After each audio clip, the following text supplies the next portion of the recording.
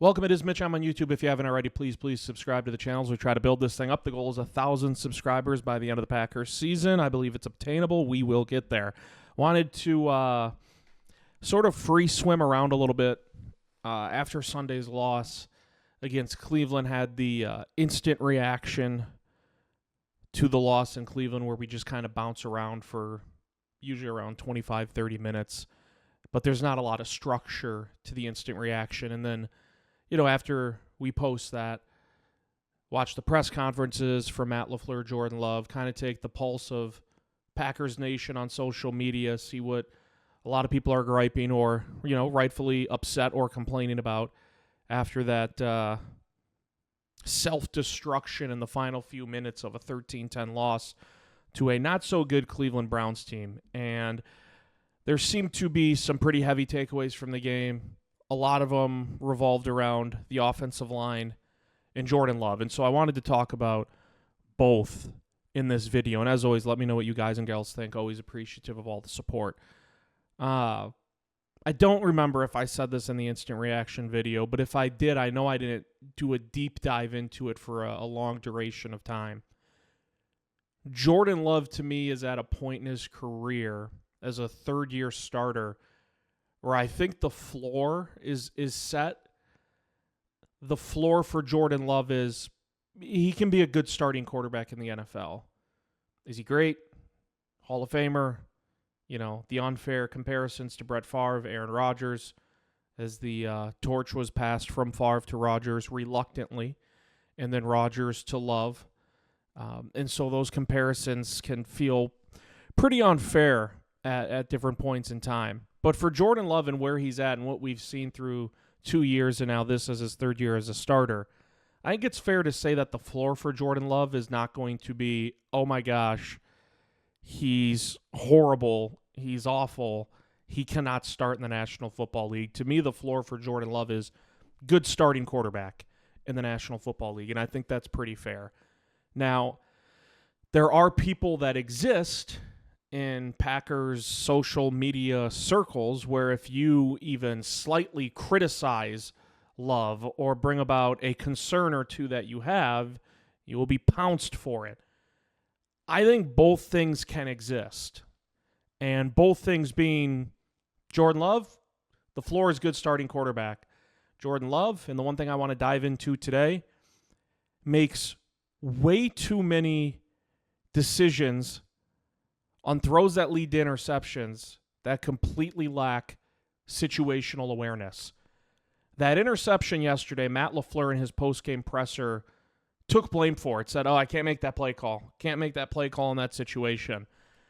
And I was kind of thinking, if Aaron Rodgers ever had an interception like that, Green Bay was up 10-3, 3:18 left. Cleveland's offense had shown absolutely zero signs of life, like none whatsoever. Your worst-case scenario on that play should be incomplete pass, drive stalls out, you punt it back to the Browns, and you trust that your defense that has not allowed a touchdown yet in that game will also not allow one on that ensuing drive to Cleveland, who will have to work, 60, 70, 75 yards down the field with limited time to do so. That should be your worst-case scenario. Best-case scenario is you move the sticks a couple of times, Cleveland burns all of its timeouts, and then you're in victory formation. The outcome that actually happened shouldn't even have to be processed, which is your third-year starting quarterback makes an inexcusable interception in that spot. And the part I bring up with Aaron Rodgers that I'm going to circle back to now, Matt LaFleur is just covering for his quarterback. He's protecting his quarterback in that post-game presser by saying, hey, that's on me. That interception, that's on me. Bad play call. I can't make that play call in that moment. And to me, I did wonder, does Jordan Love need that protection at this point? This isn't his first year as a starter. He's not a rookie anymore. He's not on a rookie contract. And so I did wonder, does Love need that protection from his head coach? You tip your cap to Matt LaFleur for saying what he did, but we all know the reality. And the reality is that's just a head coach covering for the quarterback. And I wondered if Aaron Rodgers made a throw like that, would LaFleur have said the same thing, I just can't make that play call? Because there is an element to it that's almost like patronizing to the quarterback, and in this case to Jordan Love, which is not Matt LaFleur's intent, but it's almost like everyone in the world knows you cannot make that throw. You cannot make that decision if you're Jordan Love. And so when your head coach comes out after and says, oh, no, it's on me, I can't make that play call, it's almost patronizing to the quarterback. And I wonder, like, would LaFleur ever say that if it had been Aaron Rodgers? And I know it's not even a rabbit hole I want to dive down. The rabbit hole I do want to dive down is these interceptions that, again, lack situational awareness. I go back to last year in a game against Detroit, which, ironically, the score was also 10-3, but Green Bay was down in this instance. Last fall when Detroit visited Lambeau Field, late in the first half, very late, less than a minute to go, around 40 seconds to go in the first half, Green Bay trails 10-3. Green Bay has the ball 2nd and 2 from its own 38-yard line. Jordan Love gets flushed to his right. The defense starts to collapse in. Jordan Love tries to go to Josh Jacobs on a check down. Now, Josh Jacobs was kind of funneled into the entire offensive line, the defense that was collapsing in on Jordan Love. It wasn't as though Josh Jacobs had ran, like a 6-yard hook or a 6-yard out, and he was out in the pattern. He was kind of congested with the offensive line and the defense of Detroit. That was, again, collapsing in on Love. Jordan Love made the inexcusable decision to try to, float a pass, a little touch pass, amidst an undeniable amount of chaos. And it fell right into the lap of Kirby Joseph, who waltzed the other way for a pick six with then half a minute to go in the first half. And again, I talk about circumstance, situation. 2nd and 2 at your own 38. Is that where it was? 2nd and 2 at your own 38. 40 seconds left till halftime. You're down 10-3. Worst case scenario is you go into that locker room down 10-3.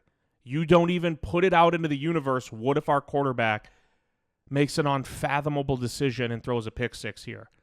Because it just should not be on the bingo card. And I'll preface by saying this, and I believe I hinted at this in the instant reaction video. Every quarterback who's ever existed throws interceptions if they play for any sort of long period of time or any sort of sustained period of time. Every quarterback throws interceptions. You have to learn to live with it. Now, Aaron Rodgers spoiled Packers fans for so many years. It's like we're brainwashed because the dude hardly ever threw interceptions and hardly ever threw ones to the degree that we've seen so frequently with Jordan Love. And so you have to try to wash that out of your mind and recognize, hey, Jordan Love might not ever be as good as Aaron Rodgers. 99% of quarterbacks that ever suit up in the NFL will never be as good as Aaron Rodgers, or 98, 97%, whatever you want to say. And so you have to wash your mind from that and recognize Jordan Love is his own guy, his own quarterback, and he's good. Jordan Love's a good quarterback. But it doesn't excuse these interceptions. The one in Detroit where worst case scenario is you go down 10-3 at halftime. All of a sudden it's 17-3 at halftime. And you have now sucked the life out of Lambeau Field. I was at that game. It was already, you're down 10-3, offense is having trouble. It was raining off and on, off and on. Then that pick six happened, and it was like, okay, this has gone from not so great to absolute nightmare. You live with your quarterback when they throw interceptions. Everyone does it. You live with your quarterback who throws an interception when someone's open and he just gets batted at the line of scrimmage up into the air, right? You live with the interception, although they're all frustrating, right? To the quarterback and the coach and the players too, but to the fans as well. You live with the interceptions where it might bounce off the chest of a receiver and right to the lap of a safety or corner, and you're like, well, that sucks, but you're not burying your quarterback for that interception. It's 3rd and 7. Early on in the game, you're at your own 30, and your quarterback sees one-on-one coverage down the field and says, I'm going to take a shot here. I'm going to play the odds, one-on-one. Maybe we draw a penalty. Maybe it's a reception. It's an interception. And you kind of view it as like, it's just kind of a punt anyways. You live with those interceptions. Love, unfortunately, has had too many instances. The pick Sunday against Cleveland. The one with Kirby Joseph last year. Hell, look 2 years ago in the playoff game against San Francisco. And again, because I know there are staunch Jordan Love supporters who, if you even mention anything negative, you get jumped for it. And you appreciate that fandom, but it's okay to critique and criticize a little bit once in a while.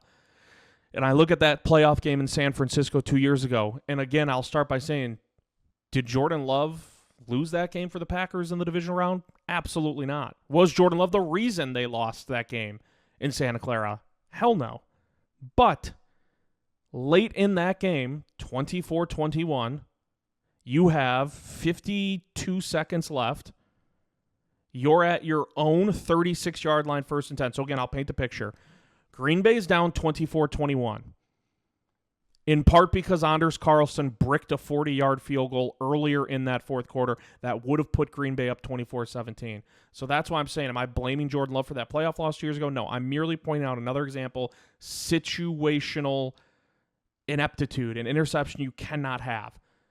Green Bay's down 3, 1st and 10 at its own 36-yard line, 52 seconds left, 2 timeouts in its back pocket. That's an eternity of time in the NFL. Think again, you're at your own 36, 1st and 10, 52 seconds to go, 2 timeouts. You just need to get in field goal range. You're at your own 36. If you can get 25 yards, now again, Anders Carlson was the kicker, but you're within the range, well within the range. If you can get 25 yards in 52 seconds with 2 timeouts. Instead, on a 1st and 10 at its own 36-yard line, Jordan Love scrambles right, maybe got a little flushed, threw it back across his body, cross field, off platform, into a sea of traffic. And it was intercepted by the 49ers and ended Green Bay's season. And again, was that the reason? Was that one play why Green Bay lost the game? No. Merely pointing out these interceptions, you have to try to find a way to get rid of that problem, to solve that riddle. Love is not a terrible quarterback by any stretch of the imagination. Love had played really well in the first 2 weeks this year against Detroit, Washington. Again, a lot of people are like, well, that was his first interception. Look at how flawless he was against the Lions and the Commanders. This was his first interception of the year. We get it. It's fine. He's good. But you can't have that. It both can be true. Love was really good the first 2 weeks. The Packers, as a whole on offense, stunk up the joint against Cleveland. It wasn't just a Jordan Love issue. Both of those can be true, in addition to the fact that you cannot make that throw, make that decision in that spot against a Cleveland offense that you gave them the spark. Not even the Browns could mess up 1st and goal at the 4-yard line. And there was a defensive penalty, I believe, on Evan Williams that moved it to the 1-yard line. It ended up being 1st and goal at the 1, and Quinshon Judkins just, gallivanted into the end zone. You can't have those interceptions. And it continued a troubling trend that has to get solved at some point. And it maybe it's the gunslinger in Jordan Love. I think when people try to make the unfair comparisons, Favre, Rodgers, now Love, most side with there's a little more Favre in Love than there is Rodgers. I think that's fair to a point, especially when you look at some of these nightmarish interceptions. And I know it was his first of the season. You still can't have it. And I don't know if that's just going to be part of his book. Like, is that just going to be a chapter in the book of Jordan Love's career when we look back years and years from now, where it's like, hey, he was really good, and hopefully there's a chapter in that book where it's like, hey, Jordan Love won multiple Super Bowls. Jordan Love was an incredible quarterback, but man, he would make some boneheaded decisions on some interceptions at the most inopportune of times in certain games. Will that be a chapter of the book, or will it be like a paragraph and it becomes, oh, but he figured it out? Because I can't. It was a great play by Grant Delpit, the safety for the Browns, on that interception. It was man coverage. They ran slants, Green Bay did, and he passed off Tucker Kraft, passed off his assignment, trusted that the inside backer would pick up Kraft, and he did, and Delpit jumped the route to Wicks and made the interception. But you can't make that throw. Even if Delpit hadn't jumped it, I watched the video, the all-22 angle, and it's hard for me. I'm not going to put myself in the shoes of Jordan Love, but when you watch the All-22, it sure as hell didn't look like there was any sort of window to throw to Wicks, even if you erased Delpit from the play. Like, if you look at the All-22 and you take Delpit out of it, it's still a pass that you shouldn't be making to Wicks in that spot. And it ends up in an INT. And then the rest is history. We know what happens. You bite the bullet. You take the lesser of two evils. You lay down on the ground and just say, all right, no one's open. I'm just gonna lay down here, boom. Giving myself up, 4th down, punt it. And you probably win that game. You can't have that interception. And it wasn't the first one in his career. Again, to me, it's a troubling trend. I just laid out 3 recent examples. There are a couple others, if you go back, where it's just like, what was the thought process here? What could he have possibly been thinking on this interception? And it happened against Sunday. It happened against Detroit with Kirby Joseph. It happened against San Francisco 2 years ago. And like I said, Jordan Love is not the sole reason Green Bay lost that game, because you look at some of the numbers from yesterday. If you want to zoom out the microscope and look at the whole year, Jordan Love has been under pressure on 40%, pretty close to 41% of his dropbacks this year per PFF. That's a lot. If you're being pressured on damn near half, now I'm embellishing a little bit because it is 40%. But if you're being pressured on 4 out of every 10 dropbacks, not many quarterbacks are going to, A, relish that opportunity, and B, thrive in that environment. I mean, the offensive line was putrid. The Packers, per PFF, the Packers as a team had a 15.5 pass blocking grade on Sunday, the lowest for any team in any game since 2021. And wouldn't you know, again, PFF is not the gospel. I always say that line. It is not the only outlet you should use, but I think it does help put a light on things in certain situations. We watched that game yesterday, right? You watched it. I watched it. The Packers lived it. One of the main takeaways was offensive line sucked. Now, you had to rotate in some pieces. Zach Tom lasted 1 snap. Aaron Banks got re-injured later on in the game. And so you had some rotating pieces coming in and out. Rasheed Walker missed a few snaps because he had a helmet malfunction. But you watched that game, and your first takeaway outside of special teams with the blocked field goal, miserable, Jordan Love's interception, miserable, right there in that top tier of worries is the offensive line and how bad it was. And so, again, you saw it, I saw it, the Packers saw it. Is this how it graded out? The Packers' 5 lowest graded players on offense were all offensive linemen. Elton Jenkins, Anthony Belton, Aaron Banks, Jordan Morgan, and then Rasheed Walker got the worst grade of any Packers player on offense in that game Sunday against Cleveland. Again, your 5 lowest graded players on Pro Football Focus were all offensive linemen. Your quarterback has been pressured on 40% of his dropbacks this year, but winning, I've said before, winning can mask a lot. It can hide a lot. You can sweep a lot of things under the rug if you're just winning games.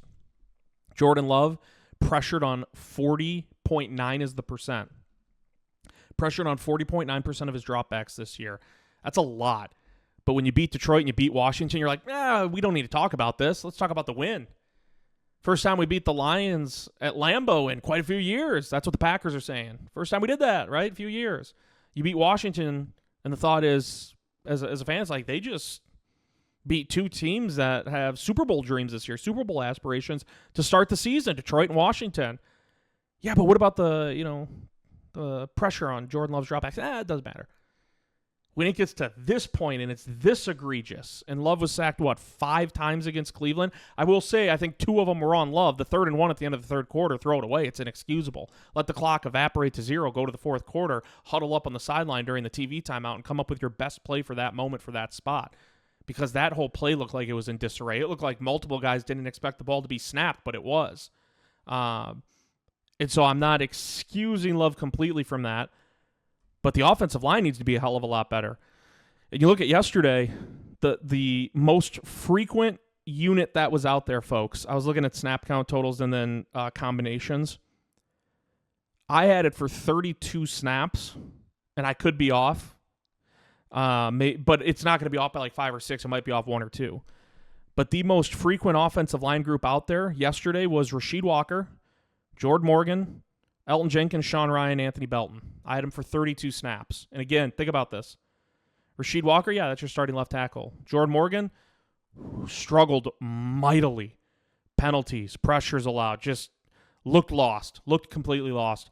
But you had Jordan Morgan out there included in your most used unit on the offensive line. That's not the plan. I know he's a first-round pick, but he didn't win the left tackle job coming out of camp. Rasheed Walker won that, and you just backed up a Brinks truck to pay Aaron Banks. Jordan Morgan was out there the most with that group. That included Walker, Morgan, Jenkins, who you would expect to be out there.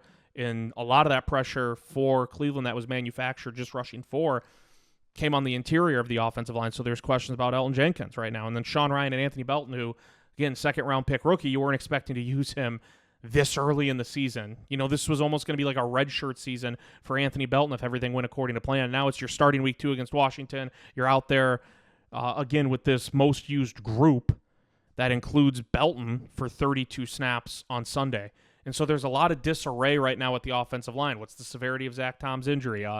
I think Matt LaFleur is supposed to talk to the media this afternoon. Maybe he'll have an update on that at time of recording this video. He hasn't spoken yet to the media, but I think he's going to. But what's the severity of Zach Tom's injury? What about Aaron Banks? You need some chemistry and cohesion to start developing on this offensive line. I will say I have faith in Green Bay when it comes to the offensive line because the track record speaks pretty glowingly throughout the years and decades of what the Packers have done up front on the offensive line, and they always make an investment in the offensive line.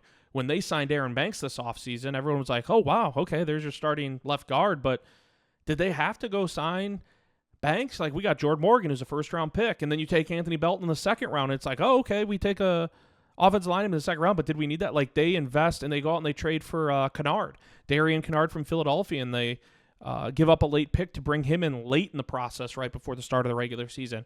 Green Bay is really good at drafting, developing offensive linemen. They're really good at identifying talent on the offensive line, especially in the later rounds. Zach Tom was not an early pick in the draft. Wasn't Tom a 5th rounder, and he has turned out to be a premier right tackle in this league. Rasheed Walker was a 7th round pick out of Penn State. 4th round for Zach Tom, 140th overall pick.